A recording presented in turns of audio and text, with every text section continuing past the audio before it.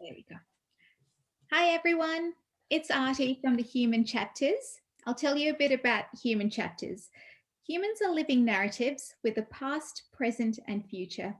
These narratives constitute of a number of chapters across a lifespan. The aim of these conversations is to highlight a chapter of the narrative and unpack its connections to other chapters. I don't care whether people are natural storytellers, but I truly do believe each one of us has a worthy story to tell. An acknowledgement to country. We acknowledge the traditional owners of the land which now comprises Greater Shepparton. We pay respect to their tribal elders, past and present and emerging. We celebrate their continuing culture and we acknowledge the memory of their ancestors. Today, we're going to be talking to Atul, and Atul is talking to us from the UK. We're going to talk about his chapter, Decolonising the Curriculum. So, on to you, Atul. You can introduce yourself. Yeah, first of all, Aarti, thank you very much. And I love that introduction where you're talking about the place where you are and the history and the ancestry and acknowledging the ancestors of the place. Um, Unfortunately, as you know, and that's probably why you're doing this series, there's a lot of modern history which has forgotten that, which has exploited cultures and traditions and demolished cultures and traditions as well, because they were inferior or seen to be inferior. Mhm. And now we are beginning to realize that actually that was wrong, that some of these cultures were very wise, that they were very simple, they were very holistic in that they embraced people, nature, animals. They were not just about power and control and domination and dominion. They were about inclusion. They were about respect. They were about respect not just for other human beings, but for all living beings, for nature, for the environment. They were about simplicity and non-materialism. I mean, the Aboriginal culture. Mhm. If you were to ask where was money in the Aboriginal culture, there was no money. Mhm. There was no role for money or currency in Yeah. that tradition, right? But now our lives are completely ruled by money. Yeah. So where do I begin, Aarti? I would, like you, I was born in Kenya. I was born in Mombasa in Kenya. Kenya was a British colony. I was born a couple of years before independence, before Kenya became independent, and educated in Kenya. And then at the age of 18, I came to the London School of Economics in Britain Mhm. to study for an undergraduate degree in economics and accounting. And then I became a professional accountant. And then I felt something was missing in my life. And was quite passionate about education and teaching. Yeah. So then I started an education career by becoming a lecturer at Middlesex University and doing a PhD at the London School of Economics, where I was a research fellow. Yeah. And then after graduating and completing my PhD, I then taught at various universities in the United Kingdom, and I was a visiting professor at the University of Maryland in Washington, DC. So I have had an international career in education, although I started out as a practicing accountant. Yeah. Now, in terms of the chapter that you wish to discuss today, which I find so fascinating. In fact, I'm working on it in an active way right now, and I'm finding it so interesting. There is, after Black Lives Matter, there is more of a push towards saying that our educational systems also embed discrimination, and they may not be very overt sometimes, but in subtle ways, the histories of different peoples and cultures, Yeah. their traditions are not respected, they are not acknowledged, and at the same time, the damage done by the West, but Britain, where I am, my country in particular, on the world has been huge. And but that damage is not just physical, it's also educational and intellectual. So when we are decolonizing the curriculum, what we're saying is we want to address the intellectual damage in our education systems. So the kind of colonization of the mind that is embedded in the systems of education all over the world need to be reversed. Mm, absolutely. So, what got you interested in this topic of decolonizing the curriculum? Okay, a lovely question, Arti. I was brought up, you could say, in what I would call deep culture. I was immersed in deep culture. Yeah. In Mombasa, one of the first Jain temples outside India was opened in 1963. Mhm. And I was born a couple of years before that. And my father was one of the major community leaders of that temple. Yeah. So my whole life revolved around deep culture. Yeah. And what do I mean by deep culture? Jainism, like your culture, is one of the oldest living cultures of the world. You know, for example, we talk about Aboriginal culture, but Aboriginal culture has been so damaged and so devastated in so many ways that the threads have become lost, you know, the cultural threads. In contrast, compared to many other cultures of the world, you know, including Greek culture, Egyptian culture, the Jain culture has survived. Mm. And and the more I study it, and now I'm studying it more as a scientist because I've been trained as a scientist, right? But as growing up, I was experiencing the culture. I was deeply immersed in it, Mm. and it was a very joyful childhood, you know, so much activity, so much festivals, so much music, um, and just happiness. Mombasa actually is an island. And one of the things, when you look at chapters, people born in islands are quite unique because islands become very closed communities. You know, it's not easy to escape an island. So the people living in there have to get along with one another. And being a port city, Mombasa was an immigrant Yeah. entry port to Africa Mm. for immigrants from many parts of the world, but especially Asia, right? So therefore, there was a lot of kind of Arabic influence, Indian influence, and other immigrants coming in. And these people, a bit like, you know, we hear a lot about the New York story of immigrants Mm. fleeing persecution in Europe to be, you know, suddenly to be free and to create a new life of freedom and liberation. You got the Statue of Liberty. Mombasa was, if you now look at history, was a bit like the Statue of Liberty for Indians, not necessarily escaping repression or persecution, but escaping famine and poverty, you know, etc. So, you know, it was at that juncture I was born, and because my father had polio, you know, he was disabled, Mm. but his passion for culture and community was so deep Yeah. that he would work 7 days a week. He was literally a full-time community volunteer Yeah. for the community. Little did he realize that the kinds of work he did have now become really historic, because if I look at a fourth generation person from Mombasa, Mm. you still see those Jain culture in them. And the women carried that culture with them wherever they migrated to afterwards. Many are in UK, some are still in Mombasa, some are in Nairobi and other parts of Kenya. but that culture and that deep love of Jain culture. Mm. And let me tell you a little bit about the Jain culture to those of your viewers who don't know.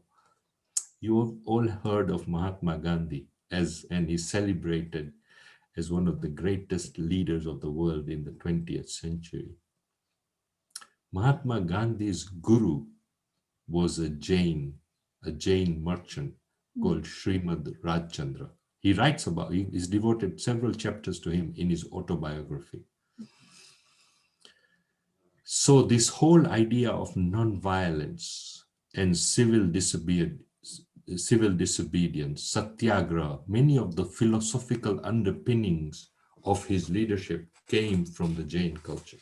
And essentially, the Jain culture is a culture of respect for all living beings. Yeah. Now, that respect for all living beings was not developed in reaction to climate change or pandemic, or it was developed thousands of years ago as the right way to live. Yeah.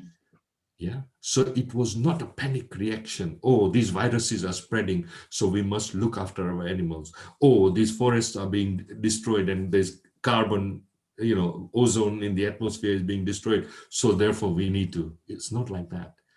We actually saw much earlier that the right way to live is not only to respect other human beings, Mm. but to respect all living beings. And nature was seen as a living, breathing being, or well, number, so trees, plants, etc. So now, as I discovered as a scientist, as I became a scientist and educated in the West, of course, none of these theories are in my textbooks when I'm learning. Nobody even, in fact, the normal question I used to get is, how do you spell the word Jane? Mm. And that question still remains today. Yeah. How do you, including from educated scholars and academics, they know very little about one of the oldest living cultures of the world, a culture which influenced Mahatma Gandhi, right? So the question, how do you spell the word Jane? So as I started to investigate more and more, I actually discovered that my own science was in many ways much more wiser and profound than the science I'm learning in the famous London School of Economics. Mm. Yeah. So that got me into this journey of trying to bring out that science and showing that sustainability is not a new idea. And Mm. sustainability, which is now a big buzzword, that we need to live in harmony with the planet, quite often we have to be very careful because a lot of people are developing these new ideas to make profit out of them. Mm. And it's a fashionable thing. It's a way for consultants to make money, etc.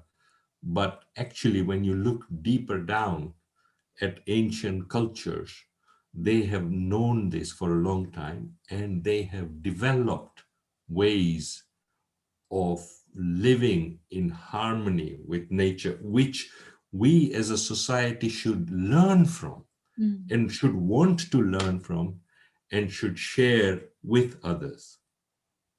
Yeah, absolutely. I hope I'm making sense, Arti, and it's Yeah, kind of along the lines that your audience would be able to understand. Because do stop me uh, if not. sure. And Atul, I noticed you mentioned, or you've been referring to Jain as a culture rather than a religion. Could you explain that? Because to me, I have always thought about Jainism as being more of an organized religion as opposed to a culture. Let's unpack. Very, very, Arti, very good question, very important question. And my short answer to that is this idea of a boundary between one and the other Mm. is also a colonial idea, Right. right? So the colonies, for example, when the partition of India was done, It was the British who drew a line between India and Pakistan. Literally, they took a map out and drew a line, right? Mm, And they created a border. So much of world conflict today still comes out of those artificial lines, right? mm, So religion and culture have always been fused in so many traditions of the world, right? mm, That in a way you cannot tell when one stops and when another starts. I mean, I saw your beautiful interview of your mother and your grandmother. And when I looked at that interview, I could see that they had brought that culture of peace. mm, They had, the kind of them, whether or not they pray every day or go to the temple every day, those values were very deep. And there I can see those values deep in you as well. I mean, this whole project that you have embarked on, you're trying to bring out the stories of other people, Aarti, right? yeah, And that is actually Jain, because the Jains, one of the central philosophies of the Jains is anekant. Anekant means that no one has the, as the mastery of truth. Truth depends on different perspectives, and and we need to respect the perspectives from which different people come. So we need to work with difference, we need to embrace difference, and we need to learn and grow through difference, right? So in that sense, that is the culture. And that is why also, look, Arthur, you grew up in East Africa, and now look in Australia, you seem to have, almost like fit like a hand to glove, right? So yeah, this idea of migration and assimilation has been so easy for us because of that culture and that mindset that we have been brought up in. So we are adjust very easily, we adapt very easily, and we embrace very easily as well, right? yeah, So I think that those are the qualities which come from a combination of our religion, mm, our community, our upbringing, yeah, and our culture. Now, if to answer your question personally, growing up as a child, the temple was my playground as well as my playground. yeah, Yeah. yeah, I mean, the memories I have of that time, it was a 4-acre plot in the center of town. Think about that, right? Think about Sydney Harbor mm, and a Jain temple, 4 acres next to Sydney Harbor. The yeah, whole of Australia, how can this be? How can we have another religion here at the center of our town? But in Africa, we were allowed to be ourselves. mm, And not only we were allowed to be ourselves, the Africans were so impressed by our culture mm, that they wanted to learn from it. They didn't want to suppress it, undermine it, or push it, right?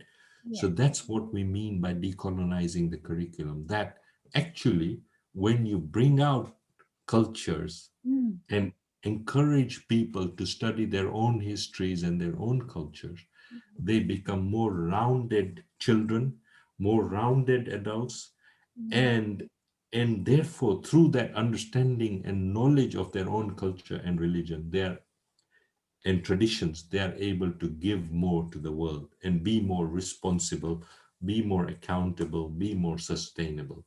mm, absolutely.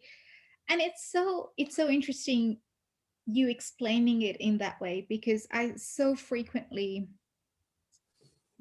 during my conversations with people, I'm not I'm not overly religious. I'm not someone, I believe in the higher power, and I frequently find myself saying I'd much rather be or try to be a good person, because that's also, it takes an active role, right? Try to be a good person where you can, um, rather than pray to God and then go back to doing, very much the idea of practice what you preach kind of situation.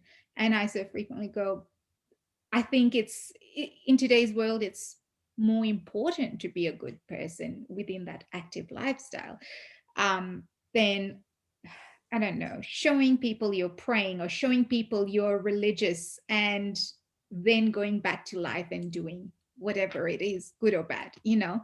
And that's subjective, I know, but that's where I had culture and I had religion in two separate entities. And of course, there's a gray area, but it was very much for me, there was a bit of a distinction between the two. Yeah. Yeah. But could it be, Arti, that the way you were educated when you're a child, you don't know what Yeah. is right and wrong. You're taught what is right and wrong, right? I mean, let's take again the colonial history, of empire, right? Land today, house prices all over the world are skyrocketing, Mm. right? Yeah. And people are becoming almost mortgage slaves as a result. Their whole, they're having to take a very big mortgage, and then they have to work all their life to pay that mortgage off, right? Yeah. Empire empire was built on grabbing land without paying anything for it. How? By just a few thousand soldiers and superior weaponry, Mm. right? So it was built on deceit, on fraud, Mm. on aggression Mm. and conquest, right? Yeah. Now, when we look at those as ethical values, right? Yeah, Mm. you can see that in contrast, cultures like the Jain culture, which are built on kindness, on compassion, on respect, Mm. on family, on community, on uh, uh, assimilation, Mm. you know, uh, and helping one another rather than conquering one another. Mm. Power, power, the idea of power was not power over others, but power over the self. Yeah. Now, this is a real nugget that, Arti, I want to just share with you on this chapter. The word Jain comes from the word Jina. Jina means inner conqueror or inner victor. So, conqueror over human vices like greed, ego, anger, Yeah. or deceit. Yeah. So, in a way, our idea of conquest was not conquest of the outer, but conquest of the inner. Right? Yeah. Now, that I have not come across any culture which has that clarity about decolonization. Mm. That decolonization starts with the self, Yeah. right? And the values and ethics of the self, right? So I see a huge opportunity after Black Lives Matter. Mm. There are universities all over the world are beginning to talk about decolonizing the curriculums. None of them Yeah. refer to Jainism, or they can't even spell the word. I mean, it's I find it absolutely shocking, the level of discussion and debate. But here we are Yeah. with a culture which starts from decolonizing the mind. And I'd like to share with your listeners and viewers some of the kind of work I have done. I mean, one of the books I've written is on Jain economics. It's published by Routledge and available worldwide on Amazon. Mm. It is called Jainism and Ethical Finance, a timeless business model. So here is an example. I mean, I've spent 30 years researching this. My co-author is Aidan Rankin. Mm. And here is an example of a practical way in which we have a very new and different economic system, which is sustainable and has been lived and practiced for thousands of years before climate change or before this whole kind of disaster of environment that we are experiencing, right? So here is a blueprint which your listeners can read at their time. Yeah. Yeah. Another example Um, is, yeah, well, sorry. sorry, just before you move on, Tell us a Yeah. bit more about that book in terms of sustainability, or a little bit of what a summary of the book. Um, Okay, sure. Yeah. 'Cause my So brain is bit. Yeah. yeah, no, no, that's a very, again, I'd be very happy to. I mean, finance is a very important subject taught all over the world. And also at a practical level, it's very important that everyone understands a little bit about finance. We just spoke about the mortgaged, how we've all become mortgage slaves, you know. Yeah.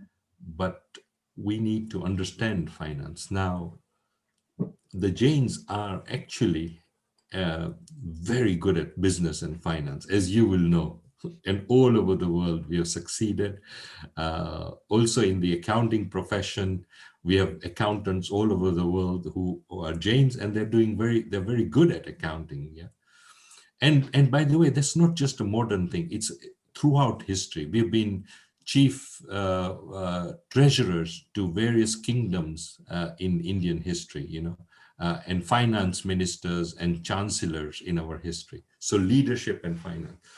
Now the book shows how the Jains approach finance, you know, and one of the core aspects of finance for the Jains is honesty and integrity. And alongside honesty and integrity is trust, right? So if you are a finance expert or a finance advisor, you must act in the best interest of the customer, not your own interest. Mm. And the chances are that if you are honest and you give good advice, they will come back and come back and they will tell others about it. And I see this happening today in Britain. And the Jain, many Jains, I'm not saying all, but many Jains have a very distinctive culture about finance and financial advice. Yeah. Mm. So that is unique. Another aspect is to do with greed and selfishness. Now, the core curriculum of business education is profit maximization. Yeah. Now, we have never, ever emphasized profit maximization, Mm. even though we are some of the most successful business communities in the world. Mm. Our focus has been on quality service, quality products, right? And customer satisfaction, and then and a kind of long-term attitude towards the business. So it's not a short-term take your money and run, Yeah. but I want it's an intergenerational business. I want my business to be there when I retire so I can hand it over to my children and my grandchildren, etc. And that has happened, by the way. We have several families who have 200-year-old, 300-year-old businesses, right? So this idea of intergenerational equity is also embraced.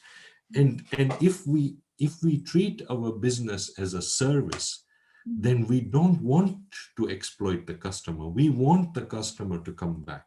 Yeah. We want the customer, and if the customer comes back and says this is faulty, we want to change that immediately, and also learn what was wrong so that we can fix it the next time. So that's a very simple practical example of how we have approached business. We have put culture at the heart of business, not on the side of a very transactional approach to business, a very materialistic, greedy, exploitative, extractive approach to business, which is in the core curriculum of business schools all over the world, Aarti. Yeah. So can you imagine now? This is where I cry inside that one of our own Jain students goes to a famous business school, including Harvard, Yeah. and nobody ever acknowledges the culture that they bring to the table, the knowledge that they already have, the intangible knowledge, the tacit knowledge. You started talking about the ancestors in Australia. They had so much wisdom, Mm. so much intangible knowledge, right? Mm. None of that is acknowledged when our own students go into these business schools. Yeah. And indirectly, they start to suppress it by saying, no, no, no, that must be surely old fashioned. It's backward. It's about dogma rather than science. It's not really science, it's dogma. Well, ours is science first. Our tradition is science first. It's about truth, it's about wisdom. It's not about rituals. Rituals are a way of reminding ourselves of those truths, of that wisdom. Yeah, Yeah. but it's really that. So There you go. Thank you so much for that. That was really lovely to listen to. And yeah, culture at the heart of the business. Or, yeah. And you were going to tell us about your second book. yeah, so another book. I mean, I've done lots of things, but Yeah. this one came out in 2018. It's called Reinventing Accounting and Finance Education for a Caring, Inclusive, and Sustainable Planet. Yeah. So again, if our chapter is about decolonizing the curriculum, then the blueprint of that for business education has been charted out here for the whole world to learn from, right? And I've done one extra thing in there, which is a lot of the current decolonizing debate is driven by anger and frustration about the colonization of the past and etc., right? Yeah. But ours, what my approach is doing is taking some of that history, but at the same time embracing the bigger challenge we have today, which is about sustainability and climate change, Yeah. and connecting the two dots. So most people who do decolonizing curriculum are not connecting climate change with the past, Yeah. but what we are saying is that we can do both together, and the way to do it is by respecting one another, by having a culture of non-greed and non-materialism, by learning from each other and respecting the planet, and animals and nature, and not seeing a boundary between humans and animals, or a boundary between humans and nature. So removing that boundary in our thinking Yeah. so as to be whole and to be holistic. That's another important development in education: holistic education which is for the whole person, you Yeah. know um, and that, by the whole person, we mean mind, body, and spirit. Not now, if you look at a lot of Western education, it is a very kind of what you would call a tangible type of education. So there's no room in there for spirit at all. And in fact, even the body is treated as biology, rather than that actually the body is integral to our learning process, and the mind, the state of mind, is integral to our learning process. So Yeah. That's so many things to think about within, yeah, what you were saying. yeah, but again, it comes back to how you started this chapter, Arti. You Yeah. started by respecting ancestors, and that's all I'm doing. I mean, all what I have done is because of my ancestors, our ancestors. Yeah. I mean, my father, I just now, the more I look into his life, I Yes. mean, he got polio at the age of 5. Yeah. Yeah. So he was walking with a limp. But that disability, he never allowed to stop him from. Mm. And he grew up in a small village in India, but he developed such a love for our culture Yeah. and our art as well. I mean, he was an art director. Not only was he a community leader, he was an art director, he was a stage director. I mean, the amount of infusion, every festival, Mm. he imported some of the best groups from India to perform in Mombasa. So we got an injection of wisdom Yeah. during that festival, right? Yeah. Now, otherwise, in those days, travel was not easy. Travel was very expensive, right? We didn't got, but in this town, we were able to learn from the whole world. Yeah. Why? Because of the vision of our leaders, the sacrifice of our forefathers. and we are all kind of respectful of that, Mm. and we are now beginning this pandemic, and this process of reflection is helping us to understand that actually it's not all our doing, it's also our inheritance, Yeah. and like other things I have done alongside this, like I've been the chairman of a $25 million art gallery, Mm. which is part of the Tate network. Tate is one of the most famous art galleries in the world, and as a board chairman I was involved in the strategic thinking about artistic development, about representation of culture, etc. And through that also, I am participating in my local community like you are doing, and they come to see that the Jain culture is also a leadership culture. The Jain culture also is what you would call subliminal. We don't go out to convert the world, Yeah. but we live through our actions.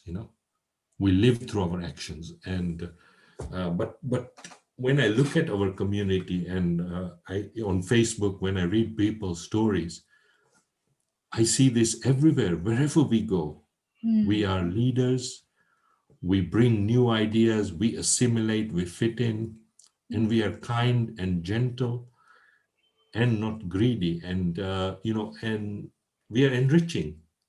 Wherever we go, we are enriching the society. Even when we succeed in business, we take others forward with us. It's not a selfish success, but it's a joint success. So, and the professions and the arts, and so it's wonderful to see, and that's also why I admire what you're doing. So from that corner in Australia, you're speaking to the world, and you are in a sense carrying that ray of tradition, and you're giving voice to marginal voices. Uh, and that way, actually, to learn different cultures is not easy, Aarti. No. It takes, it's, each culture has its own language, its own history, and nobody can master. In fact, I'm not a master of my own culture either. Mm. But, I've learned bits about it, and through that, I'm trying to share it. Yeah. I mean, I've done other things in the chapter, in the sense like when I first came to Britain and I saw for young people, there was no platform to learn about Jain culture. I started an organization called the Young Jains, which is now a global movement.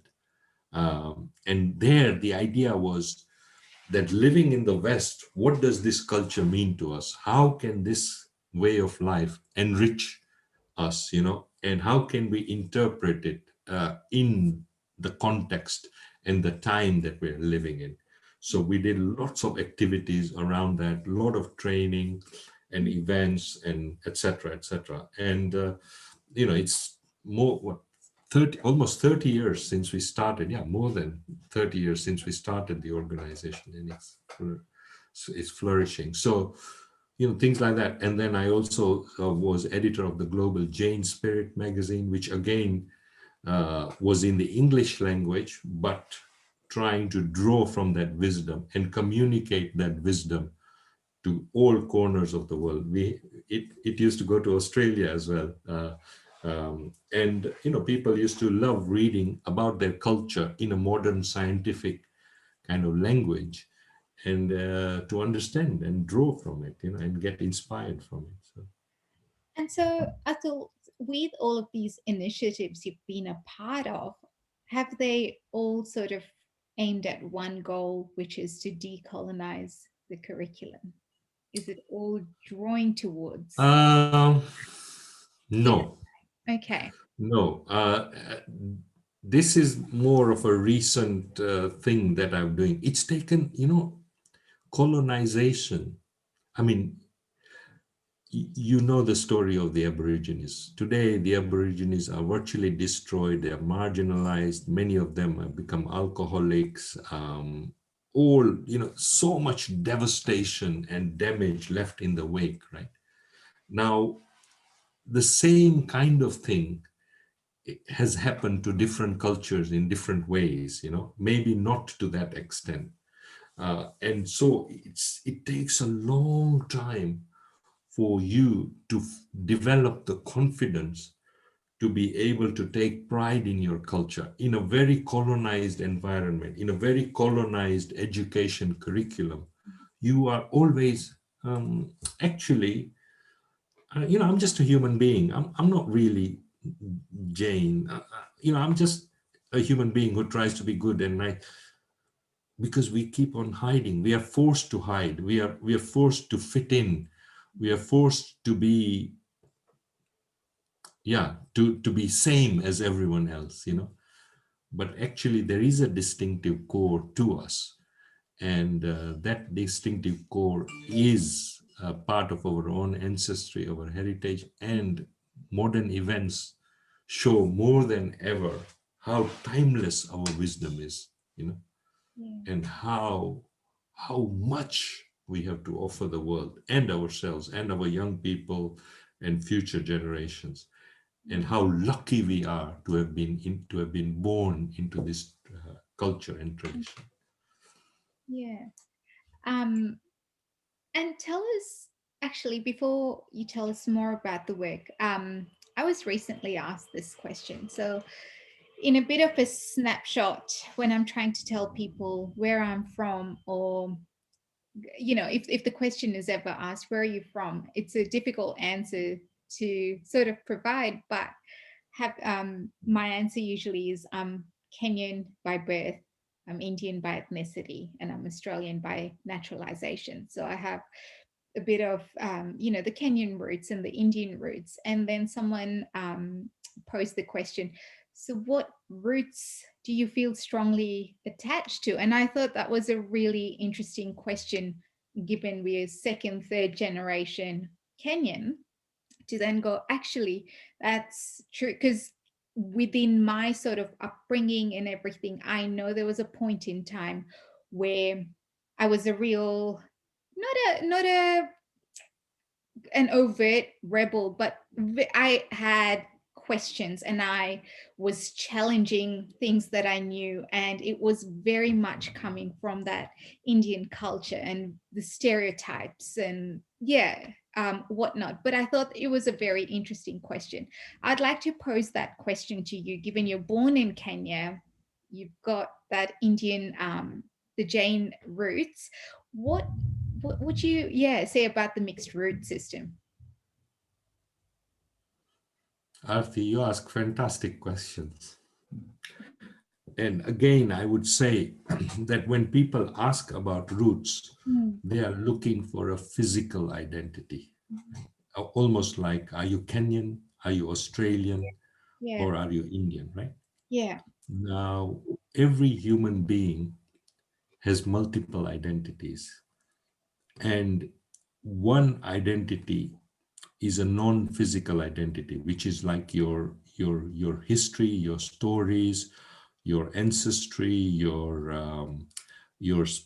religion, your beliefs, etc. Right? mm, Which is called the intangible culture or intangible identity. And this is where I find that, and this is why I'm doing more and more work around the Jain identity, because mm, when you look at Jainism, it's a very universalist tradition, mm, right? And in that sense, that becomes an identity which is uh, which is independent of time and space. mm, You can carry it with you wherever you go. And it's also and the intangible identity is the best identity, because when you die, you're going to leave your physical identity anyway. You're going to leave your physical country, etc., etc. So isn't it better to identify with your own stories, your narratives, your beliefs, your history, heritage, than a physical space? mm, So that is where, and in a way, like you mentioned rebel, I rebel. All in a way, rebelling is the nature of teenagehood, and rebelling becomes very critical for our people, because of that migration journey and because of the big cultural conflict between our Indian heritage and a Western mindset and culture, right? Mm. So there is a big conflict in that. So in and we have got this conflict as growing up as a teenager. So all that so I almost like I gave up Jainism completely in my teenage years, even though I was dunked deep into it, right? Yeah. But then I kind of rediscovered it Mhm. through my own journey and through creating a peer group of young Jains Mm. who we got together and we asked the questions together. We didn't have the answers, Yeah. but we got together to ask the questions, and that empowered us. And now so many other organizations have sprung out of young Jains. Young Jains in America is extremely strong. There's Young Jains chapters in Australia. There's Young Jains even in India. Starting from the UK, it has gone back to India. There's Young Jains chapters in India. So what people are discovering is that as young people, Mm. and you think of Greta, for example, now she's become a global celebrity. Mm. But Greta's idealism is giving her that strength and courage to be bold, right? And young people and their idealism is very, very important to respect and to work with and to nurture. So that's what I do. Yeah. Thank you. Um, yeah. Now, tell us more about your work in the decolonization space. What you're currently doing, what your vision is. Oh, I mean, I have a very large vision, but a very small budget, Yeah. unfortunately. And remember, religion generally is off the agenda when it comes to a Western university and science. But the problem is the word religion, right? The word religion does not mean the same thing in different cultures, right? Like people ask me, what is your Bible? We don't have a Bible. We have a large number of books and scriptures. And we also have a very large oral tradition, which is not even written down, Mhm. right? We don't have one God. We have many gods, Yeah. right? Things like that. So in a sense, one of the battles I face when I talk about in decolonization in my academic uh, peer group Yeah. is the moment the word any type of religion is mentioned, oh, he's taking us backwards. He's trying to convert us. He's trying to. So it's such a gross misunderstanding, right? So in some sense, battling that has to be done at many different levels.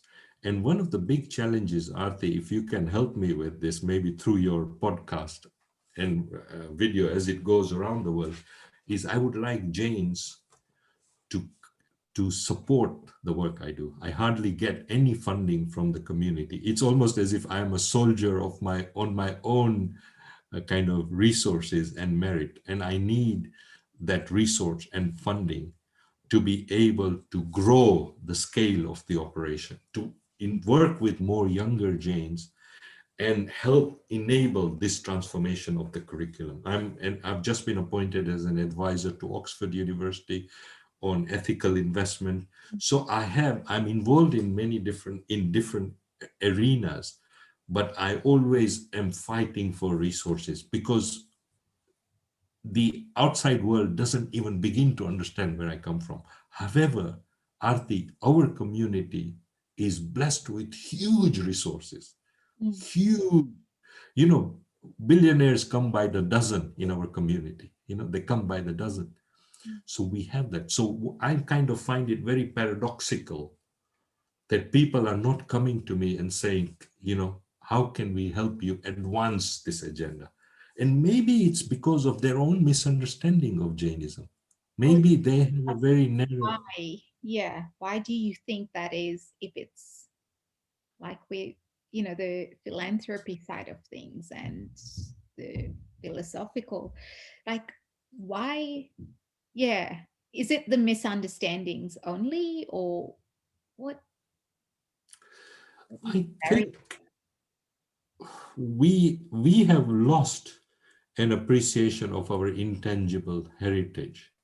Mm, I mean, for example, this idea that as a community mm, we need to influence the education syllabus is a very new idea, even for our educated mm, members of the community, because they don't even see, they say, oh, so long as my son or daughter gets all A's, I've done my bit, and then if they go to Oxford University or Harvard University, yay, well done, and that's it. yeah, But what about the content of the curriculum, yeah, right? How are we influencing the content? And then, if we are proud of our culture, mm, we'll go to a Saturday school, or we'll send our children to a Saturday school.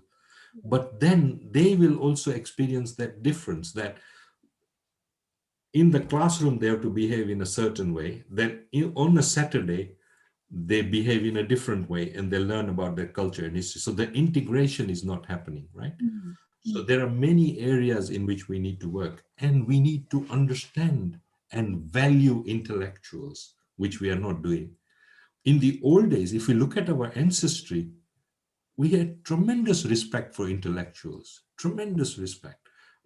We used to finance them, we used to collect their manuscripts, we used to publish their manuscripts.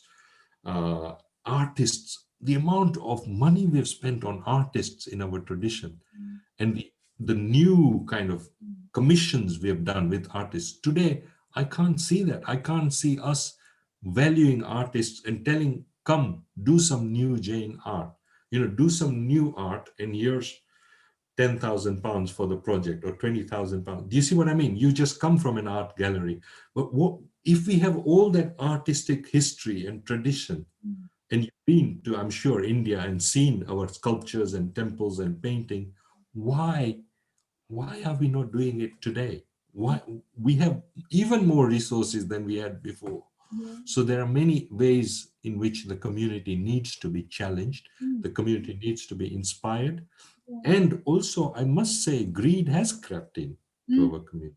yeah, So we are now, if we have 1 million, we want 10. If we have 10, we want 100. If we want 100, we want a billion. So, and then we want to keep it like that. mm, So that is completely against our principle of aparigraha. Aparigraha says that when you possess, you become possessed. yeah, Aparigraha is a whole science of detachment from money. I write in my ethical finance book that actually money is a means to an end. Don't get too attached and possessive of mm, money. So we have also along the way become colonized and lost our culture and traditions. yeah. And Atul, the other thing I was wondering about, just as I mentioned before, to me, culture and religion were two separate Separate. entities with a bit, so like a Venn diagram, there's a bit of a gray area, midpoint. Is that something you think might also be a common thread, right? Where people are going, Oh, absolutely, very common. In fact, I would say for young people, mm, Arti, most young people in our community yeah, don't want to identify as Jains at all, yeah, right? yeah, Because they have a very particular perception of it, a very religious perception, a yes, perception of rather than a yes tradition, a no tradition. Don't do this, don't do that. yes, But actually, when you look at the science, it's a yes tradition, because the science says be kind, yeah, be loving, be respectful, be generous, yeah, right? So it's actually first and foremost a yes tradition, yeah, and it is a science for our age, in terms of climate change, mm, inequality, non-violence, so many aspects. and it just, I suppose, to prove you right, I don't tell people I'm a Jane. In fact, I have a very set sort of perception of it's either yes or no. And my reason for not saying that is I don't believe that I practice Jainism in the way that we were told this is what you have to do. And, all of those sort of the rituals and praying to God. And as a result, I don't say that I'm Jain, but I do say I'm born into that religion. And even that in itself is a different statement, right? I'm born into the religion. I am no longer sort of, yes, I'm a part of it, but I'm not a practicing, yeah, Jain. Yeah, so that's again so very honest of you, Arti. And in a way, that's why these conversations are so important, because none of us are perfect. And in a way, through the honesty, we can hopefully get more people to be honest with themselves, and admit that, that we have challenges, we have confusion, we have doubts. Yeah. And, uh, we need guidance sometimes, and we need learning, and we need education. But yeah, I mean, these are the kinds of challenges. But at a deeper level, Yeah. there is a colonization of the mind, Aarti, which has got so many layers. It's like the onion, which has got so many layers. Yeah. In so many ways, we have become colonized that we are beginning to distrust our own ancestry, our own religion, our and even if we begin to trust, we have to unpick those layers of the onion takes time, and takes patience, and takes kind of respect and love. So, and community as well. So if you're close to a community, then you can support one another. If you're far from a community, then you can't. So all those things come into it. But in a way, the biggest, we talk about young people inheriting lots of money from their parents or whatever. But the more priceless inheritance for any young person is culture and tradition. It's not money. Money can come and go just like that. And money cannot buy happiness, as you know. And so much scientific evidence shows that. So therefore, I ask all young people, not just Jane, all young people, to learn about their own history, including warts and all, because in the history there may be violence, there may be colonization, it doesn't matter, but at least to understand where you come from. Mm. Yeah. And then also try to see some of the good aspects of that and live by those virtues, Yeah. because that's what will make us become a sustainable society. I've just finished teaching a course on sustainable business, Mm. and the role of culture hardly played any role in the curriculum. But throughout, when I was teaching it, I emphasized to the students, it starts with you. And then when I'm marking the final essays, Mm. I find some students actually admitting that the course, they always thought sustainability was about big business, or about carbon, zero carbon, or about da, da, da. Yeah. But then they realize actually it begins with me, begins with you. Everything about sustainability begins with you. So then suddenly they see that connection, that even business is a part of you. When you work for a business, there's no boundary between you and the business. Mm.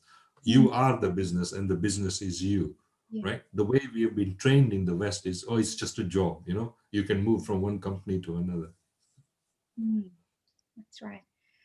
It's so interesting. And like you said earlier, the idea of kindness, compassion, understanding, respect, that's very universal.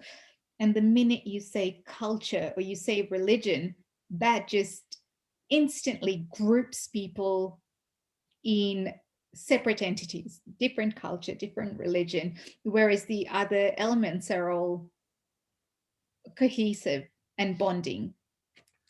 Yeah, so Arti, that you are so right. So we have to be very careful about what we say to what audience. Yeah. And sometimes we don't even have to say anything. We can just act, come and have a picnic with me, or just like that, and leave it like that. So that's why in my academic work, I've become quite sensitive Yes. to how far I can go. And then I just, like, for example, the publishers, I've got, these books are published all over the world. My publishers absolutely love what I write. Yeah. Yeah.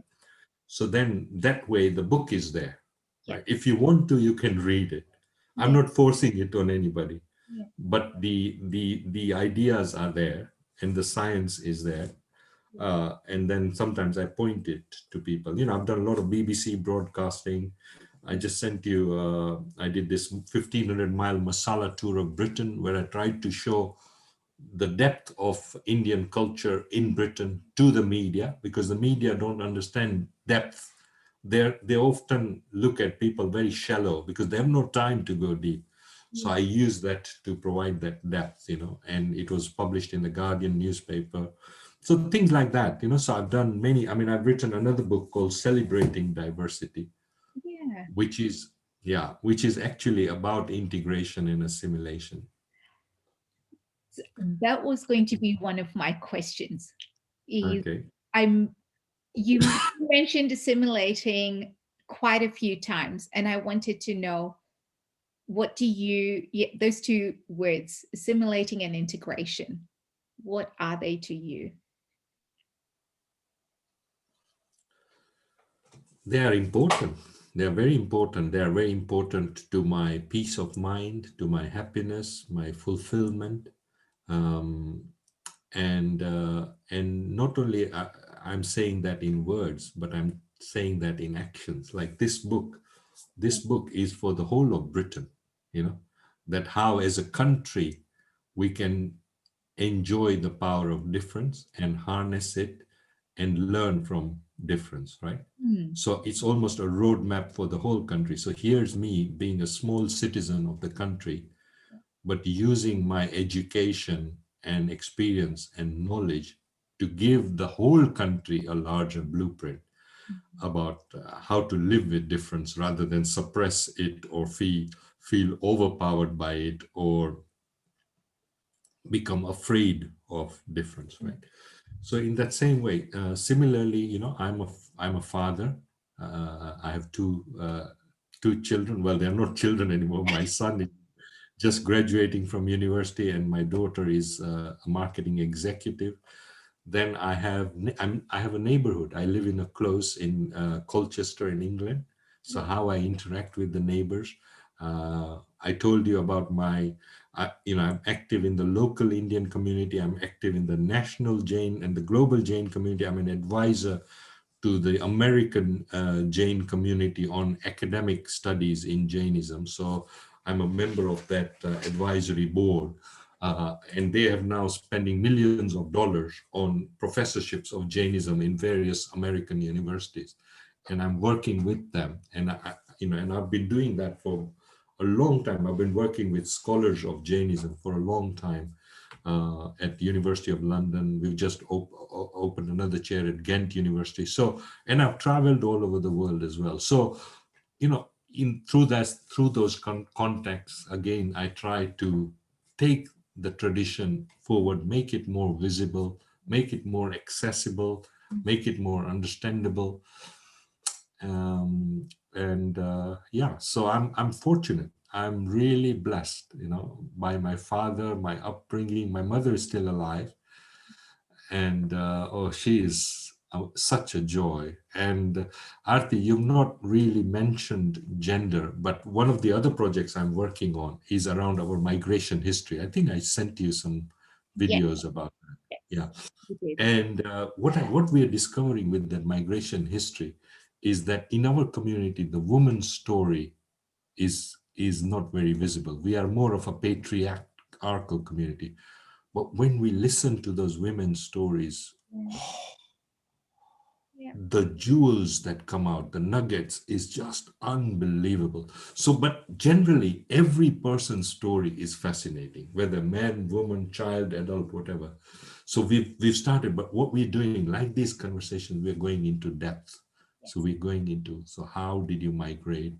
What were your experiences? What were your challenges, setbacks? How did you battle poverty, etc., etc. And then through that, all the courage comes out, the compassion comes out, the duty and dedication to family. When you spoke to your grandmother in those days, it wasn't like, oh, today I feel like going out to watch to the cinema, or so I'll leave my children at home and I'll go to the cinema and put my makeup on. There was a duty.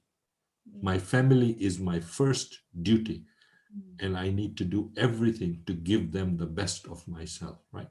Those kinds of simple values are the values of the future.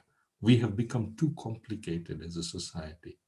You know, we need to keep those values simple and then repeat and be consistent about them. And that's fine. And we're going to go from this planet anyway. So why try to be over aggressive, over ambitious, over greedy? Mm. No, simple, gentle, and then you leave a light footprint by example.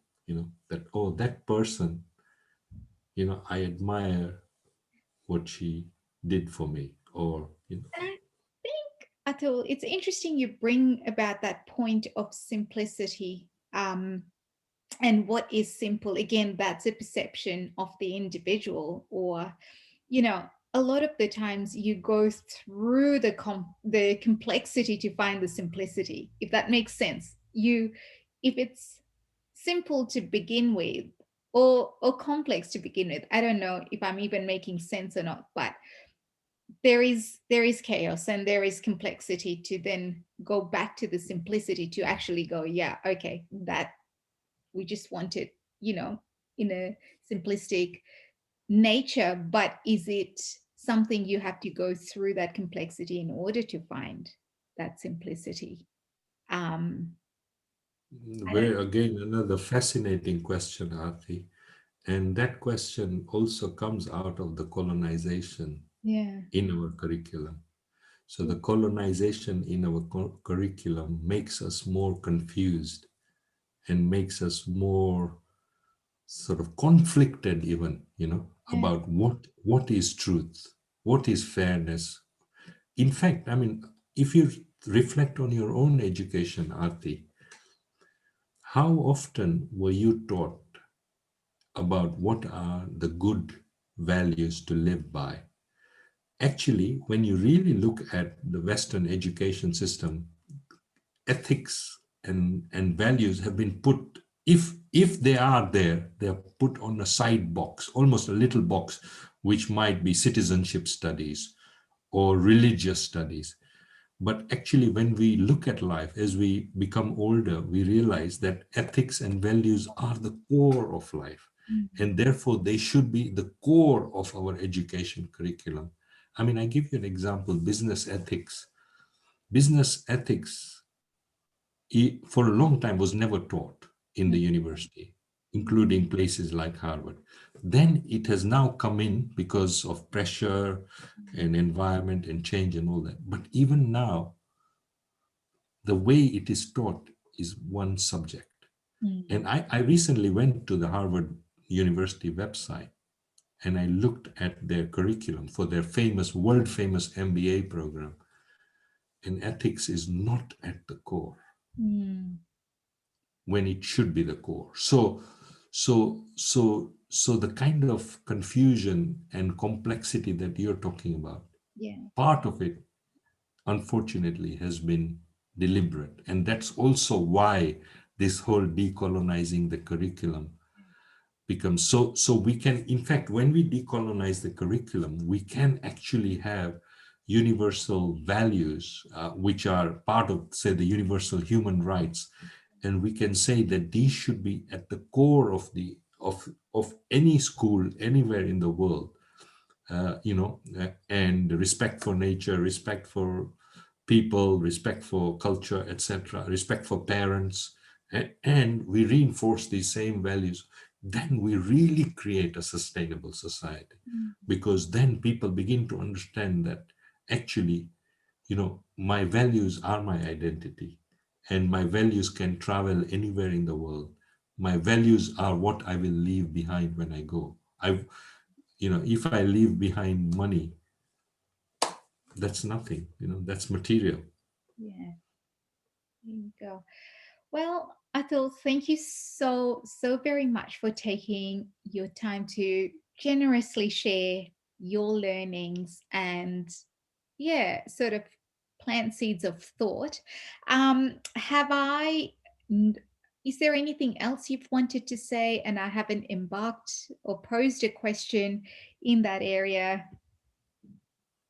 Um, I I think you've covered a lot of things. I would just say to people, start to take an interest in your own history, in your own culture. Start to question, definitely question. You don't have to accept what you're told, Yeah, but your own history and understanding of that history and culture will give you a deeper self-confidence and a better ability to find meaning and purpose in life. And when you have a clarity of meaning and purpose, then so many other things will become easier in life for you. So, and which doesn't matter which culture you come from, or which tradition or whatever, but try to figure that out for yourself, what you stand for, what gives you meaning and purpose. Then your life will become easier. beautiful. Thank you very much again. And for everyone that will be listening to this conversation once it's uploaded, thank you all. And if, feel free to share it with anyone that might resonate with it and get them to share it as well. So it's all about connecting people and listening to their stories. So thank you very much. Thank you. Bye bye. Thank you for having me. Yeah. No worries.